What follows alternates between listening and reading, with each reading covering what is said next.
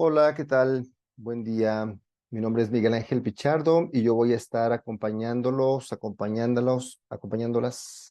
en todo este trayecto de este entrenamiento en psicoterapia de liberación somática del trauma. Y vamos a empezar con una introducción a lo que es la psicoterapia de liberación somática del trauma, abordando aspectos definitorios, aspectos que nos va a permitir identificar cuál es la particularidad de este tipo de psicoterapia corporal. ¿De acuerdo? Entonces, pues acompáñenme en este proceso, esperando que les pueda dar bastante luz, comprensión, claridad. Eso es muy importante, que ustedes tengan claridad sobre los aspectos que definen a este tipo de psicoterapia. Bueno, eh, para empezar hay que entender los tres componentes de la experiencia traumática, lo que es el evento potencialmente traumático, la reacción traumática y los efectos postraumáticos.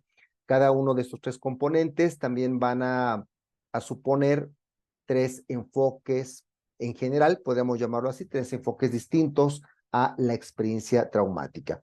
Un enfoque en psicoterapia que se centra fundamentalmente en la clarificación de la naturaleza del evento traumático y en todo caso en poder recuperar los recuerdos, este sentido anamnético, esta terapia anamnética de ir recordando los acontecimientos que marcaron nuestra vida en estos dos sentidos, ¿no? En entender, en poder llevar a cabo esta gestal de lo que sucedió, poderla integrar, digámoslo así, cognitivamente. Y segundo, pues la capacidad de poder liberar estas memorias y también de liberar la carga afectiva de estas memorias.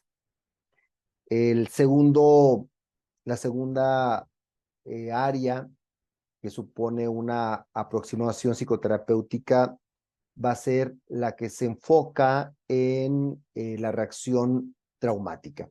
Esto es, todas aquellas aproximaciones que más que preguntar qué sucedió, ¿verdad? Es cómo enfrentaste la experiencia traumática, cuáles fueron tus respuestas frente a esta experiencia traumática.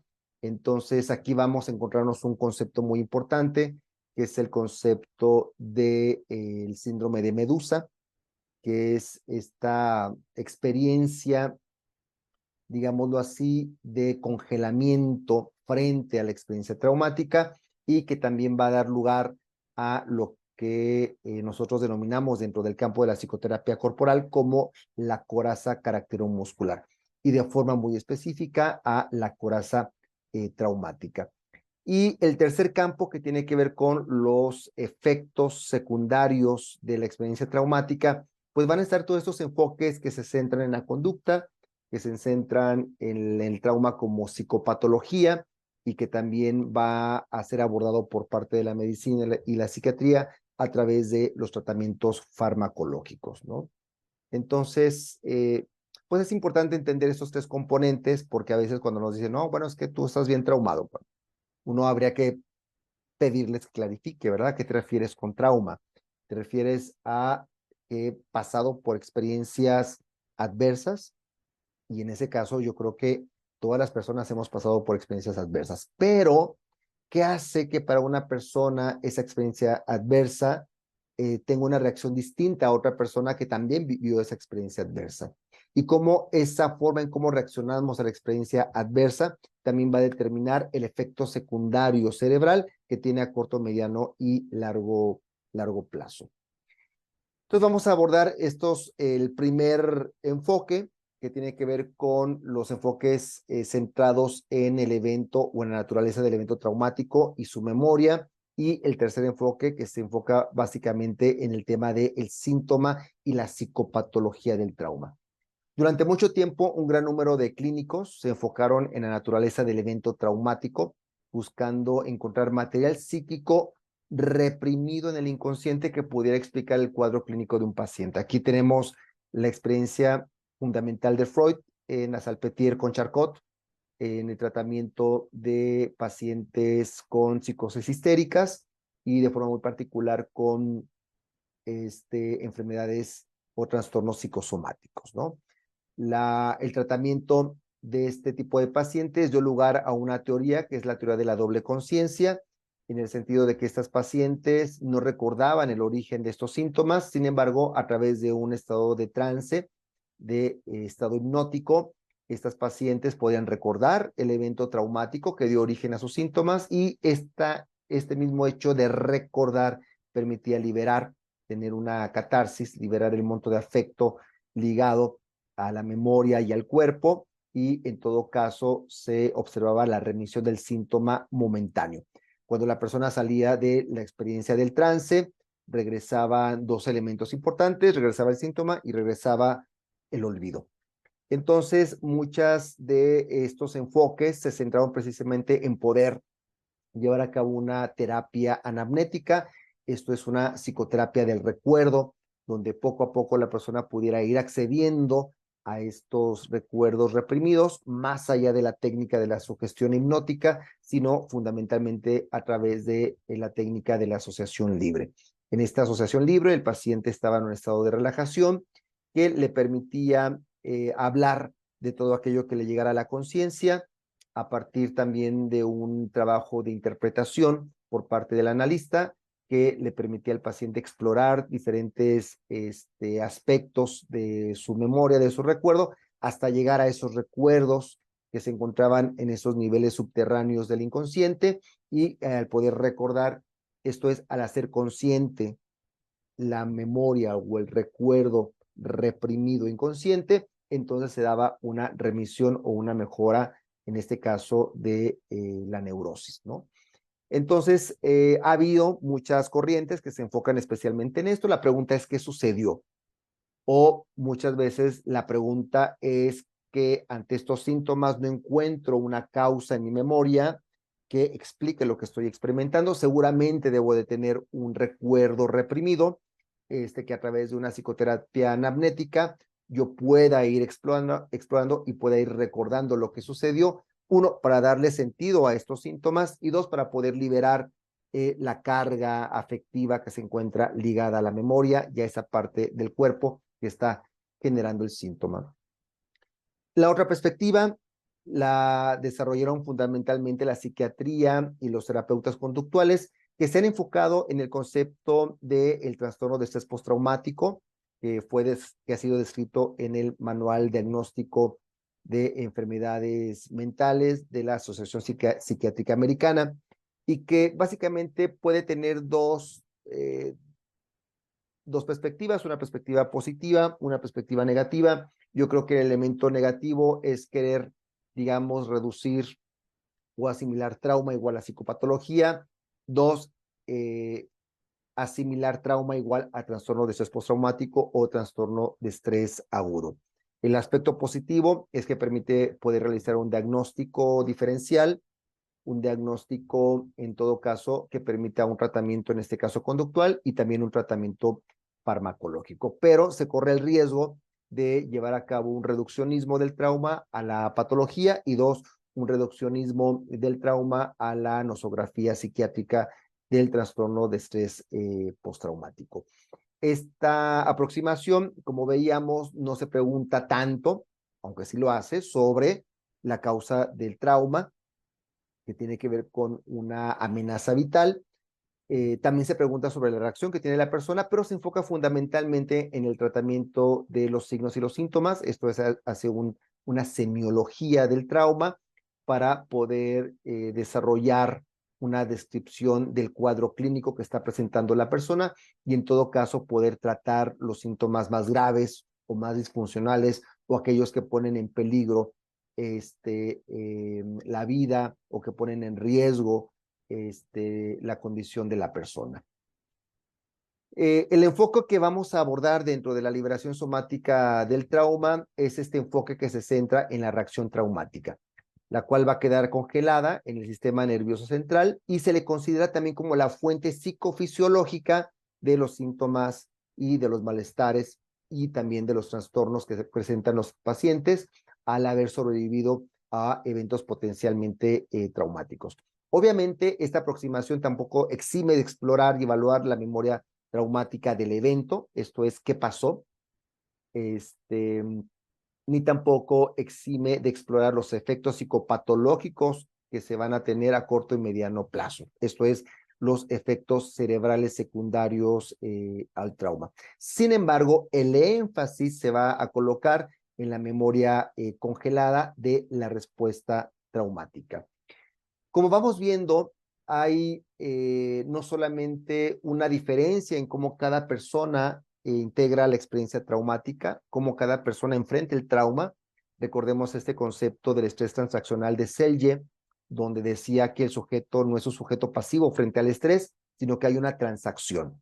Hay una transacción económica, digámoslo así, entre el objeto externo amenazante y los procesos internos, digamos, subjetivos. Cada persona va a evaluar la experiencia amenazante de acuerdo a los recursos con los que cuente, de acuerdo a la memoria previa y toda una serie de determinantes infantiles, dentro de ellos el más importante que se considera actualmente son los vínculos, el apego. Y de forma muy particular se va a poner atención en lo que se conoce como la pobreza vincular en la infancia, que va a ser un elemento predictor, va a ser un elemento que nos va a permitir entender el caldo de cultivo pretraumático que va a condicionar el que muchas personas desarrollen trauma como una psicopatología, como un trastorno. Sin embargo, más allá de esta aproximación diversa de cada individuo frente a la experiencia traumática, también aquí entramos con un tema muy importante que es ese objeto llamado trauma, que va a ser el foco de tratamiento de diferentes corrientes y de diferentes perspectivas médicas, psiquiátricas, psicológicas y psicoterapéuticas. Aquí vamos a tener que, aunque la unidad de análisis sea el trauma, la especificidad de dicha unidad va a cambiar o cambia de acuerdo al objeto de tratamiento. Esto es, para algunos, el trauma va a ser la memoria traumática del evento, para otros va a ser la memoria traumática del trastorno, para otros va a ser la memoria traumática de la reacción psicofisiológica. Y va a haber un momento muy importante, ¿verdad? Donde vamos a empezar a entender, vamos a ir más allá del trauma. Pues hubo un primer momento, digamos, históricamente, donde se decía, bueno, el trauma es una invención, ¿no? Casi, casi. O sea, échale ganas y vas a salir adelante. No es un trauma físico, es un trauma emocional. Entonces, eso lo puedes perdonar, lo puedes olvidar y puedes seguir con tu vida adelante, ¿verdad? Entonces, échale ganas. Entonces, creía en un momento determinado que el trauma emocional, pues era una cuestión de voluntad, era una cuestión de pensamiento positivo, y después se fue dando cuenta de que el trauma sí tenía una afectación cerebral. Entonces, mucha de la investigación se centró precisamente en los efectos cerebrales del trauma. Entonces pudo dar cuenta de que las experiencias emocionalmente traumáticas tienen efectos anatómicos y fisiológicos en la estructura del cerebro. Esto permitió materializar la experiencia traumática como un trastorno, como una enfermedad. Eso permitió ser visibilizado tanto por la medicina como por la sociedad. Sin embargo, estamos entrando en un tercer elemento donde decimos, bueno, es que el trauma emocional existe, el trauma emocional afecta al cerebro, pero fundamentalmente afecta el cuerpo.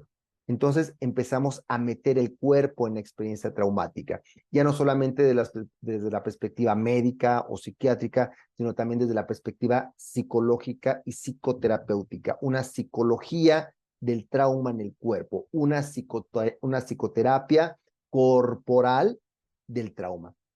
Entonces, bueno, la elección de dicho objeto de tratamiento por parte del método de liberación somática del trauma nos viene dado por dos fuentes aparentemente disímiles. Por un lado, la del psicoanálisis propiamente reichiano, inaugurado por Wilhelm Reich, es un psicoanálisis somático, un psicoanálisis materialista, un psicoanálisis que va a tener una diferencia importante con respecto al psicoanálisis ortodoxo freudiano, que en un momento determinado de la historia, en el Congreso de Lucerna, en 1933-34, pues en la Sociedad Psicoanalítica Internacional se va a distanciar de estos planteamientos de Wilhelm Reich, aunque Wilhelm Reich va a seguir retomando el psicoanálisis.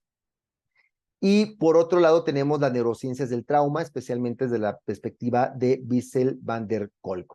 Estos dos médicos psiquiatras, el primero del siglo XX y el segundo del siglo XXI, pues fueron más allá del paradigma heliocentrista, esto es el paradigma centrado en la luz de la razón del cerebro para bajar de la mente y el cerebro hacia el continente oscuro del cuerpo y sus vicisitudes en experiencia traumática y de su memoria. Estos dos autores van a ser muy importantes porque aunque hay una distancia teórica y también temporal entre estos dos autores, va a haber elementos teóricos que nos van a permitir por parte del campo de las neurociencias entender también mucho de lo que dice o de lo que dijo Wilhelm Reich, ¿no? Básicamente es meter el cuerpo a la psicoterapia, poder entender el cuerpo no solamente como lugar, ¿verdad? Como espacio de investigación, de análisis del trauma, sino también el cuerpo como un recurso activo en el proceso de recuperación o de rehabilitación frente a una experiencia traumática. Wilhelm Reich planteó la existencia de una coraza caracteromuscular. Este va a ser el objeto propiamente de la liberación somática del trauma, de lo cual iremos también abordando e iremos explorando y profundizando a lo largo de todo nuestro entrenamiento, adelantándose por mucho las actuales investigaciones y los hallazgos en la fisiopatología de la fascia, la biotensegridad, los puntos gatillo y las crisis metabólicas energéticas que ya también iremos viendo para dar cuenta. Ese es el elemento que se encuentra debajo del concepto de coraza caracteromuscular. Digamos, la hipótesis teórica que se encuentra detrás es la identidad antitética de las defensas caracteriales y las defensas neuromusculares, lo cual cuando entremos al tema de la coraza traumática lo abordaremos con más profundidad.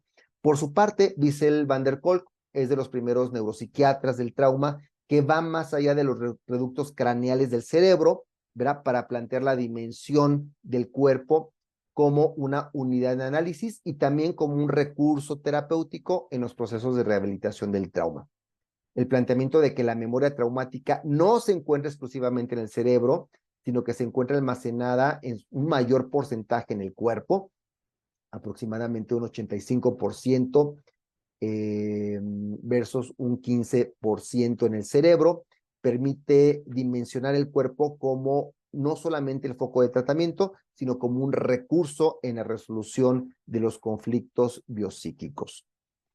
Va a ser fundamentalmente Peter Levine quien va a permitir llevar a cabo este boom en la comprensión y el tratamiento somático del trauma, gracias a la publicación de su libro de curar el trauma a inicios de los años 80, lo cual le permitió a muchos psicoterapeutas experimentales, existencialistas, humanistas, transpersonales, empezar a trabajar con este concepto fundamental del síndrome de Medusa, ¿no? Este ser mitológico que al ser visto a los ojos petrificaba a las personas.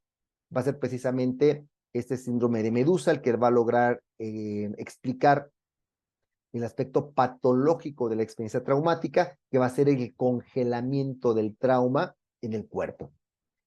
De tal forma que se utilizan medios somáticos como la sensopercepción, la visualización, el movimiento, la postura, la respiración, la regulación de la temperatura, de la frecuencia cardíaca, la activación del nervio vago, que va a permitir integrar también las terapéuticas orientales al tratamiento del síndrome de Medusa.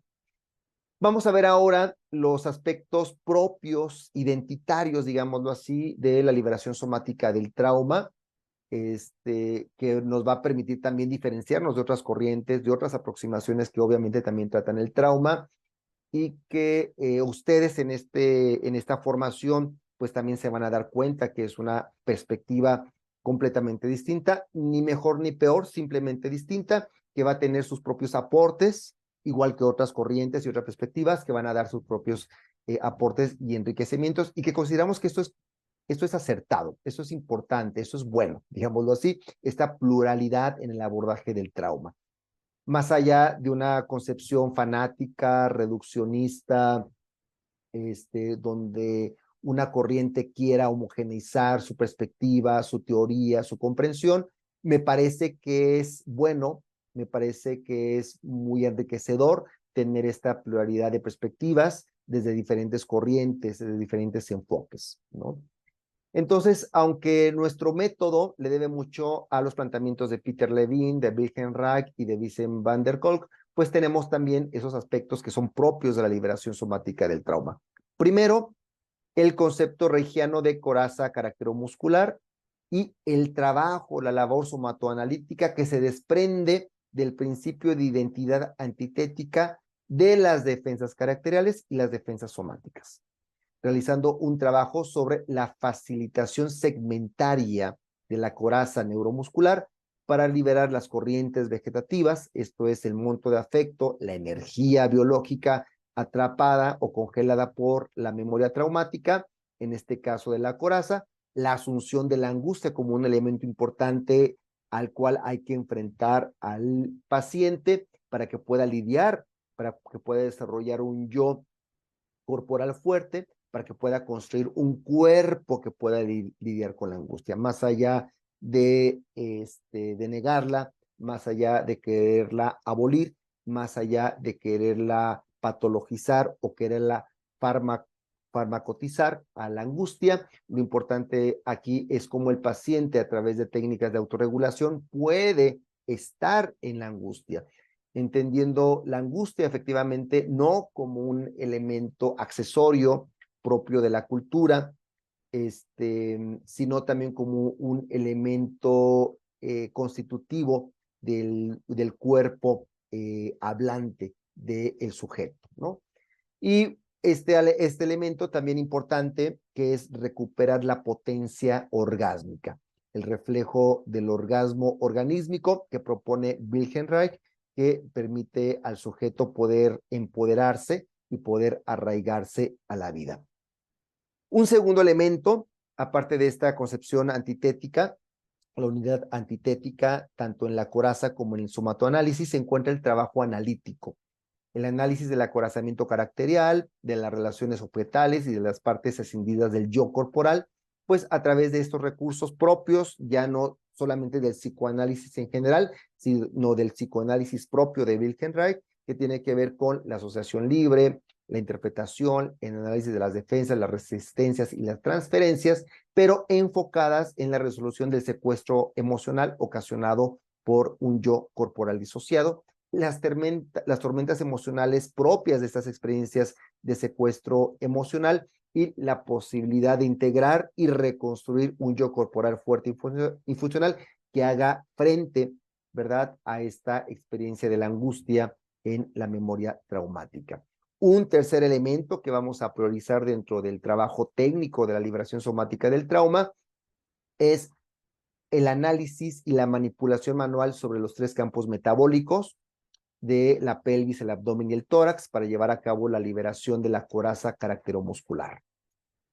De forma muy particular, estos 3 metabolismos nos viene dado por el concepto de triple calentador o los 3 Tantien o el San Yao en la medicina tradicional china, la medicina taoísta, que nos va a plantear la existencia de un tipo de energía, ¿verdad? Que es el Yin Chi, que se va a encontrar en el calentador bajo, después el Qi en el calentador medio y el Shen en el calentador alto, ¿no?